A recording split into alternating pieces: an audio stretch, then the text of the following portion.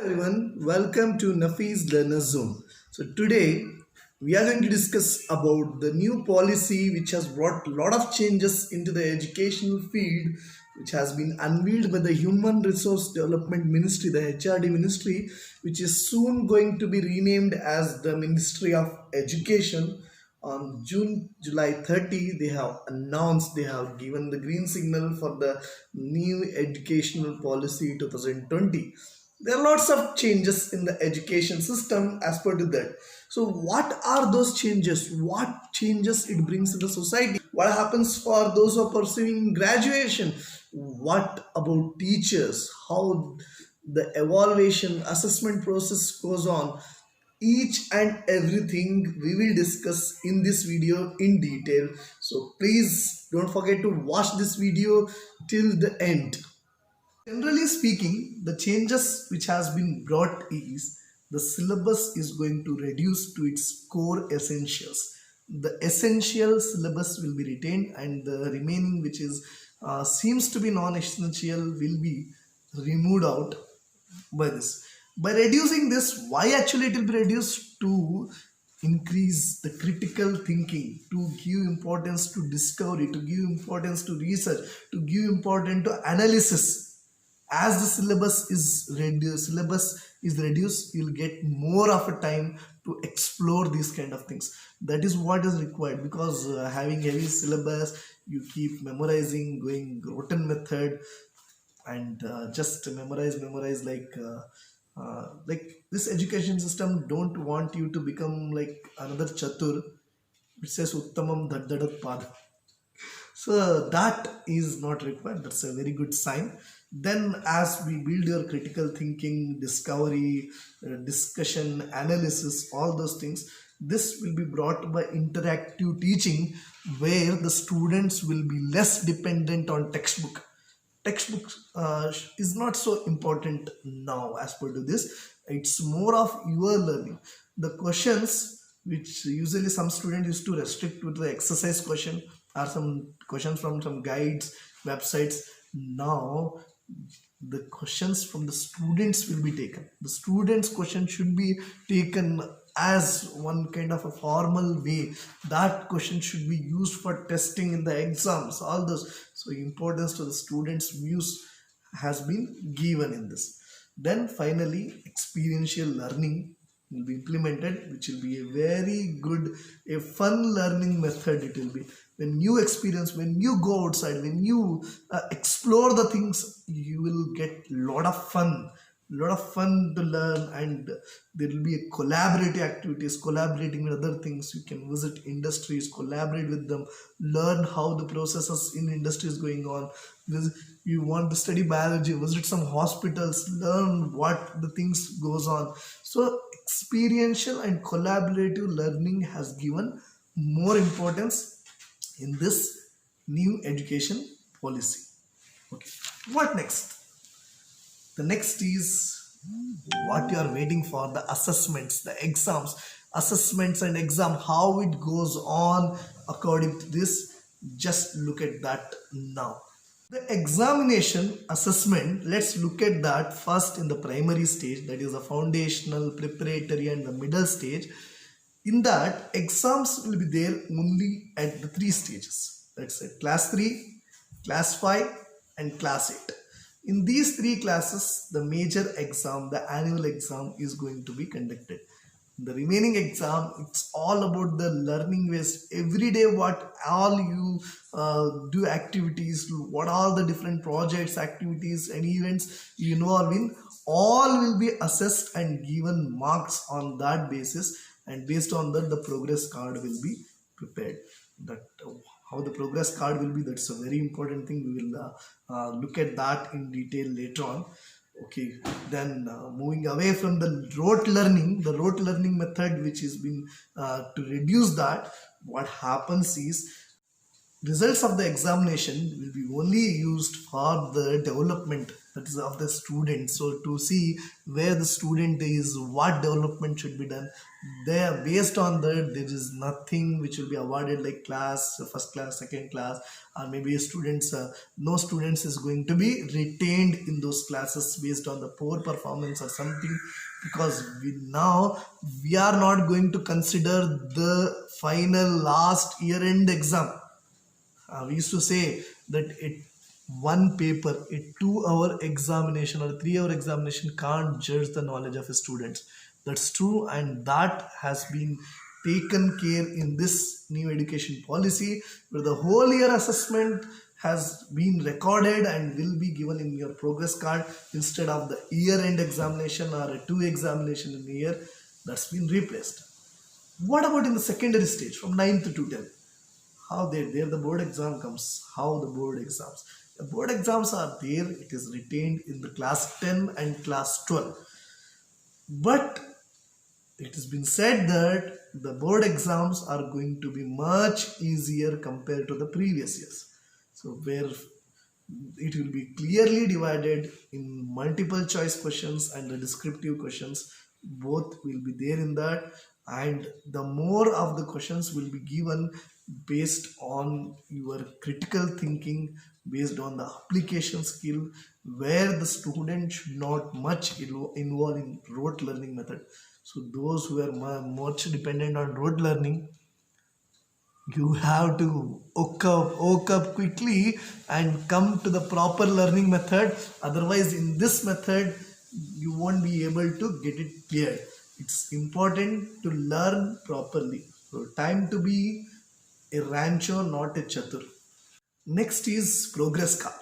How your progress card will be? What will be there in the progress card? You know, a very big change which has brought is in your progress card, the only assessment which was there earlier was from the teacher. Teacher is to assess you by with some paper, a test, like a teacher like us we are used to do, and just give you marks or the grades. But now it's not only the teachers who is going to evaluate you, it's about yourself. There will be three types of evaluation. There will be teacher evaluation, self evaluation, and peer evaluation.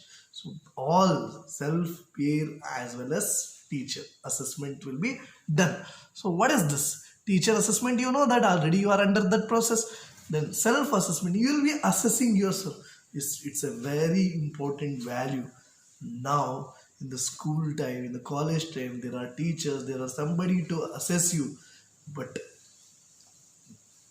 when you come to our stage, who will assess us?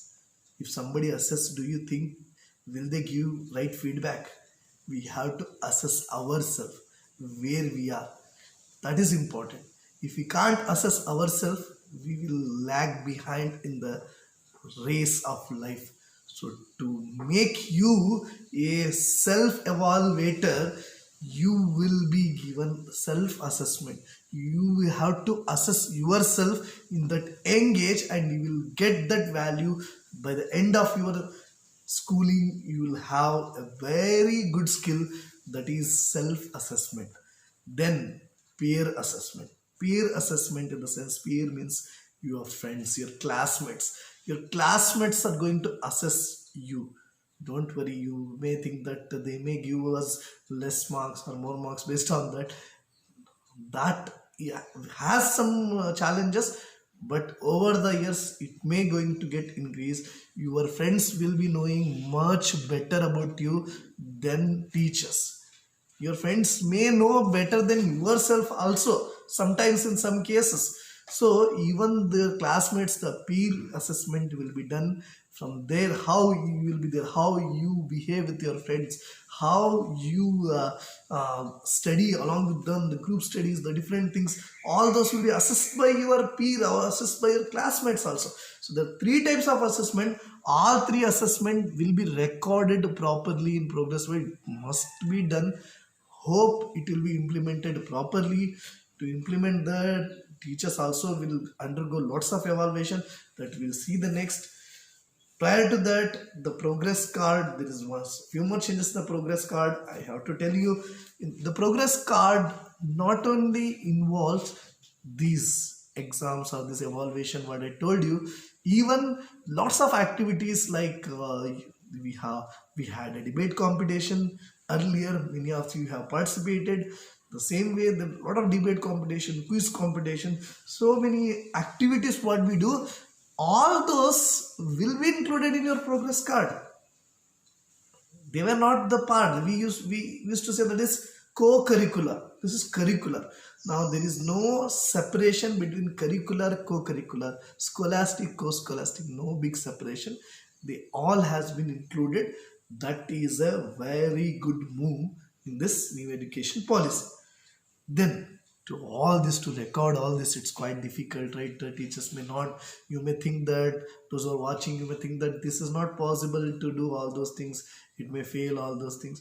For that also there is one idea has been taken up, that is the artificial intelligence based software is going to be introduced, where all these will be recorded. There was a time before availability of this, the two batches of my school in the earlier days in 2014, 15, 16. At that time I used to do this. I had made my own software. I used to record all these what student used to do in each stage with different competition, and we have used it for giving prizes, but we had not included in the progress report. That's a mistake. That's a mistake in the sense the education system has made us limited, has not given us freedom that time, but now the education system has given lot of freedom. I personally am very happy about this change which has been brought. The system may be implemented over the years, 2 3 years, but personally in my school, being a principal, I would like to implement all these changes progressively right from this academic year, whichever is easier for student, convenient for student, and will be helpful in the overall development of the students, will be implemented, because it's a very good move. Okay, that's about the students. What are the changes we are going to get in this, in the schooling level? When it comes to graduation level, when it comes to after schooling, college, after 12th, the change which has brought is really, that's almost equal to the American system or the UK system. What has brought is, now the graduation system, what I have graduated with my Bachelor of Science degree of 3 years, and 2 years with Master of Science degree. So in that way, now the change is the degree will be multidisciplinary, and that multidisciplinary degree will be of 4 years. 4 years. In this multidisciplinary degree, I can choose. No, I cannot choose. I'm already passed out of it. I'm unlucky. But there are many who are watching this video right now will be luckier, that they will be doing a multidisciplinary degree where they can choose a major subject and a minor subject. A major subject will be of your choice and minor also of your choice, but the major, something like somebody wants to do science major, they can go for minor subject of something related to art. Somebody can, so those who are interested in chemistry, they can do chemistry major. With that, if they are interested in history, they can take history as a minor subject. Both can be done. When we studied, we had some fixed 3 subjects. I had done chemistry, botany, and zoology. All 3 are major only. So they are major and minor, which is there in the foreign system, that has been implemented in this. And not only that, now a major relief is that out of this 4 years, say you are joined to a multidisciplinary degree, if you complete 1 year, you will be awarded a certificate with some credits. In the mass card, we used to have credits in the mass card. We never knew that what was the use of that. We haven't used also. But here, if 1 year you complete a degree, you will be given certificate and the credits. By taking that credits, you can go to another degree for the next year. I didn't have that option. None of my friends had. But now you will be having. 1 year you just go for BSc, 1 year you complete your BSc, 1 year finish. You want to change, you want to go for any other degree, multidisciplinary degree, you can go for that. And the same 1 year credits is going to be transferred to that degree. Then that's the one thing. The second thing, what if you drop out after second year? After second year you drop out, then you'll get a diploma. The 2 year if you complete, that is called as diploma. You join for suppose Bachelor of Science, 1 year you completed, certificate, 2 year you completed, you'll get diploma in that particular subject. 3 year if you complete, you'll be graduated. 4 year multidisciplinary degree. 3 years also a degree will be considered. 4 year will be multidisciplinary degree. So you may get a question. There was Nafeez sir has done only 3 years degree. We need to do 4 years. Don't worry. That also even I got the doubt when initially I read this, but then when I understood, I got to know that after completing 4 years multidisciplinary degree, the masters, suppose what I had done master's science, the master's graduation, master's degree, the post graduation, you need to do only 1 year. Only 1 year is sufficient for that. So 4 plus 1, 5 years. In case if you have done 3 years degree, then 2 years. Overall UG plus PG will be of 5 years. Okay, 5 years. Each year will have a different certificate. 1 year certificate, 2 years diploma, 3 years degree, 4 year multidisciplinary degree, 5 years postgraduate. After that, some used to do MPhil, but that MPhil has been completely removed. But you can pursue PhD. That's it. As usual, there is no limit of the year as from the beginning. That's based on your research and how you are going to do. There's no change in that. I am not going to discuss much about that. Okay, this is what is the changes students should know. The next is, for all these, teachers' role is very important. We teachers has to undergo a evolution, a change, a big change. How does that change occurs? For that also lots of directions has been given in this new education policy. Let's look at that now. To train up the teachers to be perfect in assessing the student in this new, as per the new education policy, a lot of changes in the teacher education has been made. By 2030, the B.Ed course, which now it's mandatory for the teachers, will be made 4 years integrated Bachelor of Education degree. 4 years integrated. One need not to have a separate degree and then B.Ed. Together it will be 4 years. The complete 4 years B.Ed degree will be made especially for teachers. So those who wants to be a teacher, they have to join to that after your 12th standard directly. So it's nothing like you will be doing a graduation, then you feel like what to do next and ending up becoming a teacher. Have to decide in the earlier one only. So that, what if you have already done your graduation, then how you have to do B.Ed, whether you have to do 4 years? No. Those who are having already graduated, those who have graduated already, they need to have 2 years of B.Ed course. And if they had multidisciplinary degree, that's a 4 year, or a post graduation, then they have to undergo 1 year of B.Ed. Okay, that's it. So that's simple. Teachers also need not to be worried much. But the 4 year B.Ed degree, which will be made for the next upcoming, you all students, those when you come after completing your 12th, if you enter into the teaching profession, you have to do this graduation.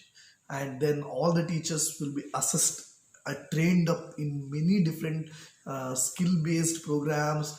There will be still difficult teachers eligibility test, which will be made mandatory to teach even in private school. The TET has to be qualified by that particular person to become a teacher.